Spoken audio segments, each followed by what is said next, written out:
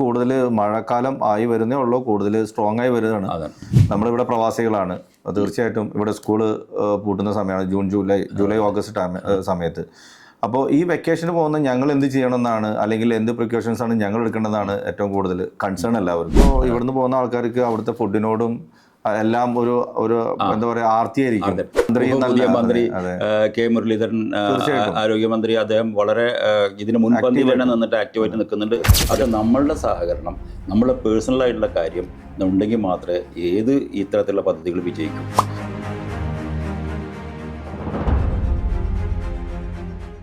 Shigella ഒരാൾക്ക് ബാധിച്ച് കഴിഞ്ഞാൽ നമുക്ക് വീട്ടിൽ വെച്ച് ചെയ്യാൻ പറ്റുന്ന അത്യാവശ്യമായ ഒരു ചികിത്സ എന്ന് പറഞ്ഞത്, സത്യം പറഞ്ഞാൽ വീട്ടിലൊന്നും ചെയ്യാൻ പാടില്ല എന്നാണ് നിയമം. ബട്ട് ഒരാൾക്ക് ഇപ്പോൾ രാത്രി 12 മണിയായിരിക്കാം ഹൈ ഇത് വരുന്നു, അല്ലെങ്കിൽ ലൂസ് മോഷൻ വരുന്നു.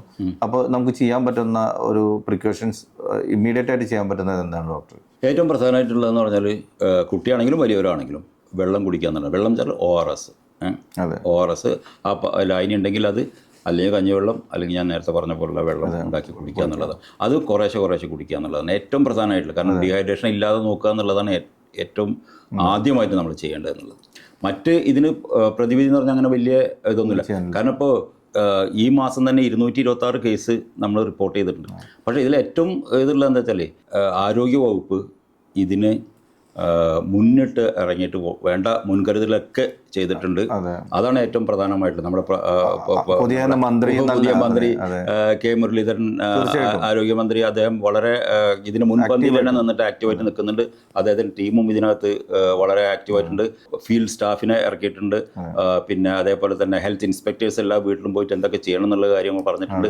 പിന്നെ വേറെ വളരെ പ്രധാനപ്പെട്ടുള്ളൊരു കാര്യം ക്ലോറിനേറ്റ് ചെയ്യുക എന്നുള്ളത്. നമ്മുടെ വെള്ളത്തിൽ ഈ ക്ലോറിനേഷൻ നടത്തി കഴിഞ്ഞാൽ ഈ ഷിഗല്ല അതിന് പെട്ടെന്ന് തന്നെ നമുക്ക് ഇല്ലാതാക്കാൻ കഴിയും. അപ്പോൾ എല്ലാ കിണറുകളും ഉപയോഗിക്കുന്ന ജലസ്രോതസ്സുകളും ക്ലോറിനേറ്റ് ചെയ്യുക എന്നുള്ളതാണ്. പിന്നെ വീട്ടിലുണ്ടായ ഒരു രോഗം വന്നു കഴിഞ്ഞാൽ എന്ന് പറഞ്ഞാൽ ഒന്ന് വെച്ച് ആ രോഗിയെ നമ്മൾ, കുട്ടികളായിക്കോട്ടെ അല്ലെങ്കിൽ വലിയവരായിക്കോട്ടെ, നമ്മളിപ്പോൾ ലൂസ് മോഷൻ ഉണ്ടായി നമ്മൾ ബാത്റൂമിൽ പോകുന്നു, തിരിച്ചു വന്നാൽ നമ്മൾ ഏറ്റവും പ്രധാനമായിട്ട് നമുക്ക് ചെയ്യാനുള്ള നമ്മുടെ കൈ കഴുകിയേ പറ്റുള്ളൂ. നല്ല സോപ്പും വെള്ളമിട്ട് നമ്മൾ കഴുകുക. ഒരു ക്ലോറിൻ ഇത് കിട്ടും നമുക്ക്, ബ്ലീച്ചിങ് പൗഡർ. ഈ ബ്ലീച്ചിങ് പൗഡർ ഉണ്ടെങ്കിൽ നമുക്ക് അത് നമ്മുടെ കൈ അതിൻ്റെ ഒരു ലൈൻ ഉണ്ടാക്കിയിട്ട് അത് 1 ലിറ്ററിന് 4 സ്പൂൺ എന്നുള്ള നിലക്കാണ്ട് നമുക്കത് ഉണ്ടാക്കി വെക്കാൻ പറ്റും. അത് നമ്മൾ കൈ കഴുകുക. അപ്പോൾ നമ്മളെ കയ്യിലുള്ള ഷിഗല്ല അപ്പം തന്നെ നശിച്ചു പോകും. പിന്നെ നമ്മൾ ഈ ടേബിളോ അല്ലെങ്കിൽ നമ്മുടെ ബാത്റൂമിൻ്റെ നോബ് ഇതൊക്കെ, അല്ലെങ്കിൽ ഞാൻ ബാത്റൂമിൽ പോയി എനിക്ക് ഷിഗല്ല ബാധിച്ചിട്ട് ഞാൻ അവൾ കഴുകി വന്നിട്ട് ആ നോബ് തുറന്നാൽ, നോബ് പിടിച്ചു കഴിഞ്ഞാൽ വാതിൽ തുറക്കാൻ വേണ്ടിയിട്ട് ആ ഡോർ നോബ് തുറച്ചാൽ അതിനകത്ത് ബാക്ടീരിയ ഉണ്ടാവും. വേറൊരാൾ അതിനകത്ത് കയറുമ്പോൾ അത് പിടിച്ചു കഴിഞ്ഞാൽ അയാൾ ഭക്ഷണം കഴിച്ച് കഴിഞ്ഞാൽ അയാൾക്ക് കിട്ടുന്നത്.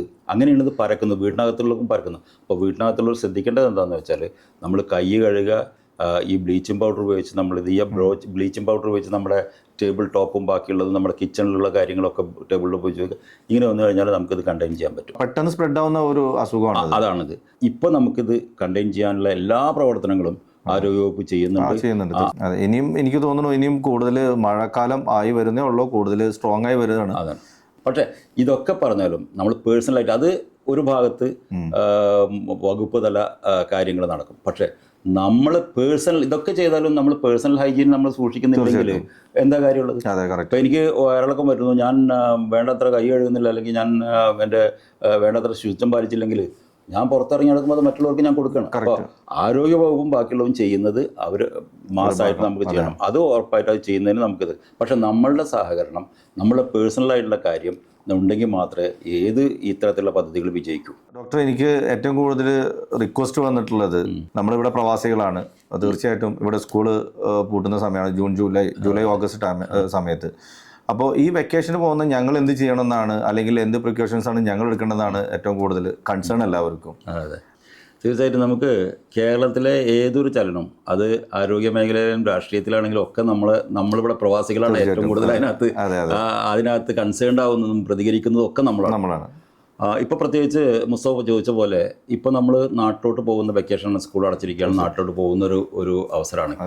ഇതിൽ ക്വസ്റ്റ്യൻസ് ചോദിക്കുന്നുണ്ട് ഡോക്ടർ, പല ആൾക്കാരും ഞങ്ങൾ പോണോ, അല്ലെങ്കിൽ ഇത് ഭയങ്കര ഭീകരമായ ഒരു സിറ്റുവേഷൻ എന്നൊക്കെയാണ് അവർ പറയുന്നത്. അല്ല, അതെന്താ വെച്ചാൽ ഇപ്പോൾ പല പ്രശ്നമുണ്ട് നമുക്കിപ്പോൾ.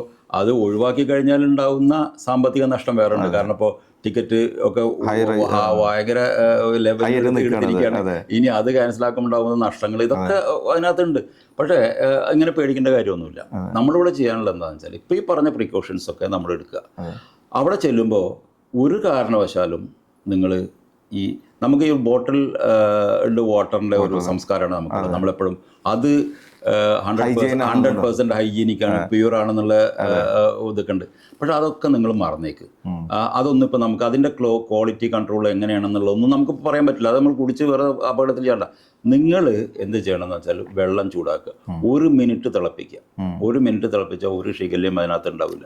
ആ വെള്ളം നിങ്ങളൊരു കുപ്പിയിലോ, പ്ലാസ്റ്റിക് കുപ്പിയിലാക്കരുത്, തീർച്ചയായിട്ടും ഒരു മറ്റേ ഗ്ലാസ് കുപ്പിയിലാക്കിയിട്ട്, സ്റ്റീലിലോ അല്ലെങ്കിൽ ഗ്ലാസ് കുപ്പിയിലോ ആക്കിയിട്ട് നിങ്ങൾ കൊണ്ടു നടക്കുക. പുറത്ത് പോകുമ്പോൾ നിങ്ങളത് കഴിക്കുക. ഒരു കാരണവശാലും കൂൾ ഡ്രിങ്ക്സ്, ഐസ് ഇട്ട ഇത് കഴിക്കരുത്. കാരണം ഈ ഐസിൻ്റെ വെള്ളത്തിൻ്റെ സ്രോതസ് എന്താണെന്ന് നമുക്കറിയില്ല. ആ സ്രോതസ് ചിലപ്പോൾ കണ്ടാമിനേറ്റഡ് ആയിരിക്കും.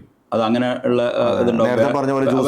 വേറെ എന്താ ജ്യൂസിൽ നിന്ന് മറ്റേ അപ്പൊ ഈ വെള്ളത്തിന്റെ സ്രോതസ് എന്താണെന്ന് നമുക്കറിയില്ല, ഇതിന്റെ സോഴ്സ് എന്താണെന്ന് നമുക്കറിയില്ല. അപ്പൊ അത് എവിടുന്നാണ് ഉണ്ടാക്കിയെന്നുള്ള അറിയില്ല. അല്ല, ഈ ഐസ് ഉണ്ടാക്കിയ എന്ന വെള്ളത്തിൽ. അപ്പോൾ അത് ഒരിക്കലും ഐസ് ഇട്ടുള്ള വെള്ളമോ ബാക്കിയുള്ള കഴിക്കുക. പിന്നെ നിങ്ങൾ പാക്കറ്റ് ജ്യൂസുകളോ അതൊന്നും കഴിക്കരുത്. കാരണം പാക്കറ്റ് ജ്യൂസ് നമ്മൾ കണ്ടു, ഇപ്പോൾ പാക്കറ്റ് ജ്യൂസ് പിടിച്ചിരിക്കുകയാണ് പേശികയിലുണ്ടെന്ന് പറഞ്ഞ്. അപ്പോൾ ഇത് നിങ്ങൾ ചെയ്യുക. എപ്പോഴും നിങ്ങൾ പുറത്ത് പോകുമ്പോൾ വെള്ളം ചൂടാക്കി 1 മിനിറ്റ് ചൂടാക്കിയിട്ടുള്ള വെള്ളം നിങ്ങൾ കയ്യിൽ വെക്കുക. അത് നിങ്ങൾ കുറേശ്ശെ കുടിക്കുക, കുട്ടികളെ ഇതാക്കുക. കാരണം നമ്മളിപ്പോൾ പ്രത്യേകിച്ച് ഇവിടുന്ന് പോകുമ്പോൾ നമുക്ക് കുറച്ചും കൂടി അവിടുത്തെ ആളുകളിനേക്കാളും കുറച്ചും കൂടി 1 കൊല്ലം 2 കൊല്ലം കഴിഞ്ഞിട്ട് പോകണമെന്ന് വെച്ചാൽ നമുക്ക് പെട്ടെന്ന് തന്നെ ഇത് ബാധിക്കാനുള്ള സാധ്യതയുണ്ട്. അപ്പോൾ അതൊന്ന് ശ്രദ്ധിക്കുക.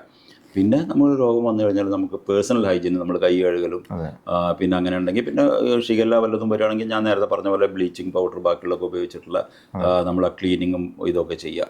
ഇത്രയാണ് നമ്മൾ ശ്രദ്ധിക്കാറുള്ളത്. അപ്പോൾ അതുകൊണ്ട് യാത്ര മാറ്റിവെക്കേണ്ട കാര്യം ആവശ്യമൊന്നുമില്ല. നമ്മൾ ശ്രദ്ധിച്ചാൽ മതി, ജാഗ്രത മതി. അതുപോലെ തന്നെ ഇവിടെ നിന്ന് പോകുമ്പോൾ നമ്മൾ സാധാരണ ഒരുപാട് ഇഞ്ചക്ഷൻസ് ഒക്കെ എടുത്ത് പോകാറുണ്ട്. മീൻസ് വേറെ എന്തെങ്കിലുമൊക്കെ പ്രതിരോധ കുത്തിവയ്പ്പുകൾ എടുക്കുക, അങ്ങനെയുള്ള സംഭവങ്ങളൊക്കെ ചെയ്യാറുണ്ട്.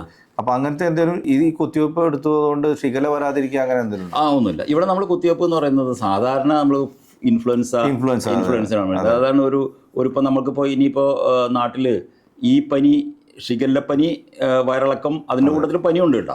പനി ഉണ്ടാവുമല്ലോ, 1 ലക്ഷം പനി തന്നെയാണ്. ഇതിൻ്റെ കൂട്ടത്തിൽ ഇനിയിപ്പോൾ ഒരുപാട് വരാനുണ്ട്. ഇപ്പം നേരത്തെ എലിപ്പനി റിപ്പോർട്ട് ചെയ്തിട്ടുണ്ട്, നിപ്പുണ്ട്, ചിക്കൻ ഗുനിയുണ്ട്.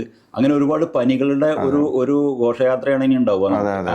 അപ്പോൾ അതിനൊക്കെ നമുക്ക് ചെയ്യാനുള്ള വെച്ചാൽ പേഴ്സണൽ ഹൈജീൻ തന്നെയാണ് നമുക്ക് ഉണ്ടാകുന്നത്. പിന്നെ വെള്ളത്തിലൊക്കെ പുഴയൊക്കെ നിറഞ്ഞു നിൽക്കുന്ന സമയമാണ്. ഈ സമയത്തൊക്കെ കുളിക്കുന്നത് നമ്മൾ ശ്രദ്ധിക്കേണ്ട കാര്യങ്ങൾ. പല രോഗങ്ങളും അതിലൂടെ പകരാൻ സാധ്യതയുണ്ട്. ഇപ്പോൾ എലിപ്പനി എന്നൊക്കെ പറഞ്ഞത് വെള്ളത്തിലൂടെ വരുന്ന ഒരു പനിയാണ്. പിന്നെ മസ്തിഷ്ക ജ്വരം എന്ന് പറഞ്ഞിട്ട് PAM എന്ന് പറഞ്ഞിട്ടുള്ള ഒരു ഭയങ്കര ഇതാണ്. അതിപ്പോൾ ഒരു കേസ് ഇപ്പോൾ റിപ്പോർട്ട് ചെയ്തിട്ടുണ്ട് ഇന്നലെ.